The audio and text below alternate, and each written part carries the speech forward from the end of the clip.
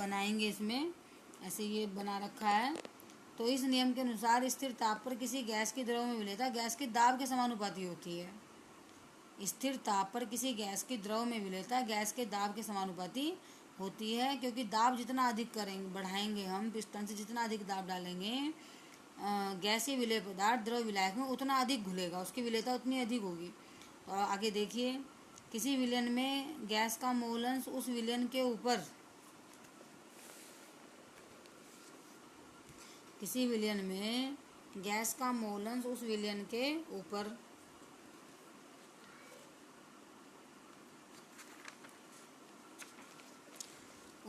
के ऊपर उपस्थित गैस के आंशिक दाब के समानुपाती होता है। दूसरे आप इसको कह सकते हैं इस तरह से, किसी विलयन में गैस का मोल अंश उस विलयन के ऊपर उपस्थित गैस के आंशिक दाब के समानुपाती होता है। मतलब किसी विलयन में गैस का मोल अंश उस विलयन के ऊपर उपस्थित गैस के आंशिक दाब के समानुपाती होता है। भाई दाब जितना अधिक होगा विलयन में गैस का मोल अंश उतना अधिक होगा। तो यदि किसी गैस का वाष्प दाब में आंशिक दाब P तथा उस विलयन में गैस का मोल अंश x हो, यदि किसी गैस का वाष्प अवस्था में आंशिक दाब P तथा उस विलयन में गैस का मोल अंश x हो, कहने का तात्पर्य है कि यदि किसी गैस का वाष्प अवस्था में आंशिक दाब तो है P वाष्प अवस्था में, तथा उस विलयन में गैस का मोल अंश x हो, तब हेनरी के नियम अनुसार गैस का आंशिक दाब समानुपाती गैस का मोल अंश। तो आंशिक दाब है P, ये समानुपाती का चिन्ह है, और यह है मोल अंश x, ये x है, x है, ये P समानुपाती x। या आप लिख सकते हैं P equal to KH into x, या KH बराबर P अपॉन एक्स। KH है यहाँ Henry constant, H means Henry और K मीन्स स्थिरांक, हेनरी स्थिरांक है ये। तो समान ताप पर विभिन्न गैसों के लिए KH का मान भिन्न भिन्न होता है, क्योंकि KH का मान गैस की प्रकृति पर निर्भर करता है। अगर ताप समान है तो अलग अलग प्रकार की गैसों के लिए KH का मान भिन्न भिन्न होता है, क्योंकि KH का मान गैस की प्रकृति पर निर्भर करता है, गैस की प्रकृति पर निर्भर करता है। KH का मान अलग अलग गैसों के लिए इसका मान अलग अलग होगा। अब आप आगे देखिए, हेनरी के नियम के अनुप्रयोग भी हैं। तो जैसे पहला आप देखिए, इसमें सोडा जल एवं शीतल पेयों में CO2 की विलेयता बढ़ाने के लिए बोतल को अधिक दाब पर बंद किया जाता है। आपने देखा होगा जो सोडा वाटर की बोतल होती हैं या जो कोल्ड ड्रिंक वगैरह होती हैं, इनमें CO2 गैस घुली होती है, तो इसको अधिक दाब पर सील बंद किया जाता है मशीनों से। और जब हम उसकी कॉर्क हटाते हैं तो तुरंत एकदम से जो कोल्ड ड्रिंक वगैरह होती है, सोडा वाटर होता है, तेज़ी से बाहर आ जाता है, क्योंकि वो अधिक दाब पे उनको बंद किया होता है। और जब दाब कम हो जाता है तो द्रव एकदम से साम्यावस्था बनाने के लिए बाहर निकलने लगता है, तो अधिक दाब पर बंद किया जाता है। दूसरा देखिए, अधिक ऊंचाई वाले स्थानों पर O2 का आंशिक दाब सतही स्थानों से कम होता है। आप सभी जानते हैं कि जो पहाड़ी क्षेत्र होते हैं, जो ऊंचाई पर ऑक्सीजन का जो आंशिक दाब होता है वो जो मैदानी स्थान होते हैं उनसे कम होता है।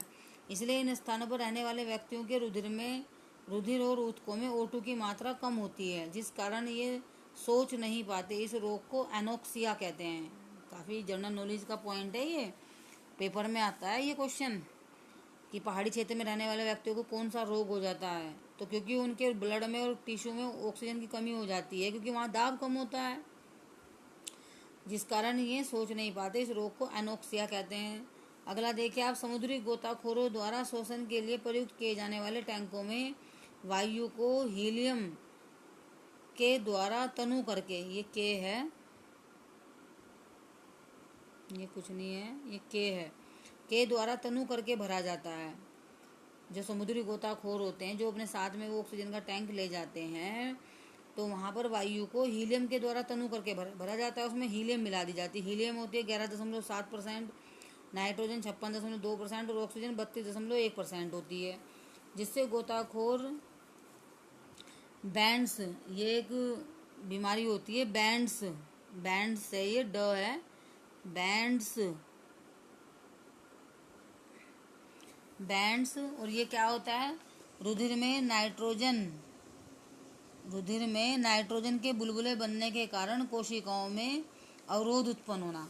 ये जो बीमारी है, ये बीमारी होती है जब रुधिर में नाइट्रोजन के बुलबुले बनने के कारण कोशिकाओं में अवरोध उत्पन्न हो जाता है। जो हमारा ब्लड होता है, समुद्री गोताखोर जब पानी में जाते हैं, क्योंकि टैंक में नाइट्रोजन भी है 56.2%, तो उसमें ब्लड में नाइट्रोजन के बुलबुले बनने के कारण कोशिकाओं में अवरोध उत्पन्न होने लगता है।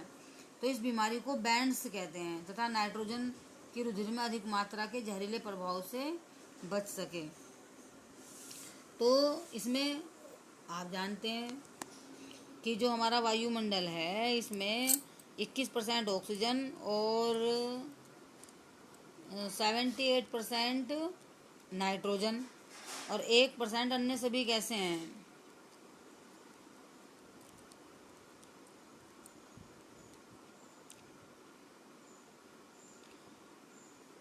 ठीक है, मतलब नाइट्रोजन बहुत अधिक मात्रा में, लेकिन इतनी नाइट्रोजन लेकर के समुद्री गोताखोर ऑक्सीजन के टैंक को नहीं जा सकता, क्योंकि नाइट्रोजन क्या करेगी, ब्लड में इसके बुलबुले बनेंगे और कोशिकाओं में अवरोध उत्पन्न होने लगेगा, जिसे बैंड्स बीमारी कहते हैं। इसलिए नाइट्रोजन की कुछ मात्रा को हीलियम से विस्थापित कर देते हैं। इसमें हीलियम ले ली 11.7% और नाइट्रोजन हो गई 56.2%। ऑक्सीजन की मात्रा बढ़ा दी 32.1%, तो जिससे गोताखोर बैंड्स तथा नाइट्रोजन की रुधिर में अधिक मात्रा के जहरीले प्रभाव से बच सके। और बैंड्स का मैंने आपको बताया, रुधिर में नाइट्रोजन के बुलबुले बनने के कारण कोशिकाओं में अवरोध उत्पन्न होना। ये इसके अनुप्रयोग थे। अब हेनरी के नियम की सीमाएं क्या हैं, देखिए आप। हेनरी के नियम की क्या सीमाएं हैं। यह नियम केवल कम दाब और उच्च ताप आदर्श अवस्था पर ही गैसों के लिए उपयोगी है। मतलब कम दाब और अधिक ताप पर, यानी आदर्श अवस्था पर ही गैसों के लिए उपयोगी है। दूसरा, विलयन में अणु का संगुणन। संगुणन मैंने जब छोटे छोटे अणु आपस में संयुक्त होकर बड़ा अणु बना लेते हैं, संगुणन, एसोसिएशन बोलते हैं इसको इंग्लिश में। संगुणन, संगुणन है ये, ग है ये, ग, संगुणन। और वियोजन नहीं होना चाहिए, ना तो एसोसिएशन होना चाहिए ना डिसोसिएशन होना चाहिए। तीसरा, गैस को विलायक से अभिक्रिया करके कोई अन्य यौगिक नहीं बनाना चाहिए। बड़ा इंपॉर्टेंट है ये नियम, इसके अनुप्रयोग भी और इसकी सीमाएं भी।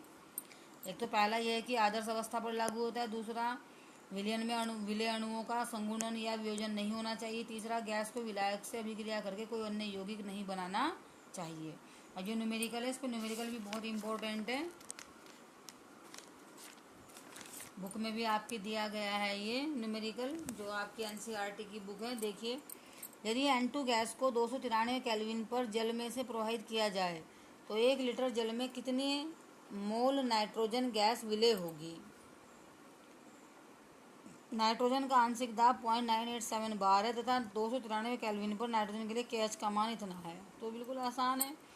P का मान दे दिया 0.987 बार, KH का मान 76.48 बार। N2 के मिलीमोल निकालने हमको, मिलीमोल, ये मिलीमोल है। नाइट्रोजन के हमको इसमें मिलीमोल निकालने हैं ये। इसको आप काट दीजिए, इसकी जगह आप लिखिए मिली। एनसीईआरटी की बुक में भी ये क्वेश्चन है, मेरी बुक में तो ये पेज नंबर 39 और क्वेश्चन नंबर है ये 2.4 दिया गया है। तो नाइट्रोजन के मिलीमोल निकालने, तो पहले हम इसमें मोलन्स निकाल लेंगे, क्योंकि P का मान भी दे रखा KH का, P equal to KH into x, x N2 equal to P upon KH। P का मान 0.987 है अपॉन KH का मान 76.48, तो ये आ गया 1.29 10⁻⁵। आप कैलकुलेशन अपने हाथ से जरूर करके देखा करें, क्योंकि अगर हम करने लगे तो फिर कोर्स आगे कैसे बढ़ेगा। कैलकुलेशन आप खुद जरूर अपने हाथ से करके देखें कि वही रिजल्ट आ रहा है या नहीं आ रहा। 0.987 अपॉन 76.48 का इसको कैलकुलेट करेंगे तो 1.29 10⁻⁵ आएगा। तो आप देखिए, अब हमें तो यहाँ पर ये नाइट्रोजन का मोल अंश आ गया और हमें निकालने नाइट्रोजन के मोल। अब नाइट्रोजन किस में घुली हुई है, जल में, ठीक है ना। तो अगर हम मोलन्स का फॉर्मूला लगाएं तो मोलन्स बराबर होगा नाइट्रोजन के मोलों की संख्या अपॉन नाइट्रोजन प्लस जल के मोलों की संख्या, क्योंकि नाइट्रोजन तो जल में घुली हुई है ना, तो हमें जल के मोलों की संख्या निकालनी पड़ेगी। और आप जानते हैं 1 लीटर जल में जल के मोलों की संख्या होती है 55.5। 1 लीटर जल में